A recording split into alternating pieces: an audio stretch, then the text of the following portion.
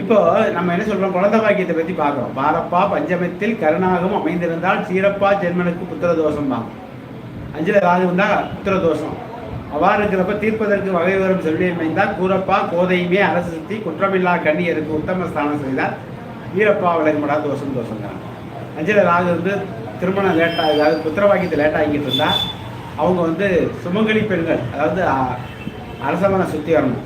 பூ பொட்டு மஞ்சள் குங்குமம் வஸ்திரம் இதெல்லாம் வச்சு காலையில் அதாவது விருதம் வந்து பிள்ளையார் கோயிலில் பிள்ளையார் இருக்கணும். பிள்ளையார் சுற்றி அரச மரம் இருக்குல்ல, பிள்ளையார் அரச மரத்தெலாம் அது அமைந்திருப்பார். அந்த பிள்ளையார் வந்து பிள்ளையார் அந்த அரச மரத்தை சுற்றி வந்து பிள்ளையாரை வணங்கி விளக்கு ஏற்றி 5 சுமங்கலி பெண்களுக்கு அல்லது 3, 5, 7 பூ பொட்டு மஞ்சள் குங்குமம் வஸ்திரம்லாம் வச்சு ஆசீர்வாதம் வாங்கினா தோஷம் விலகும் அப்படிங்கிறது அமைப்பு.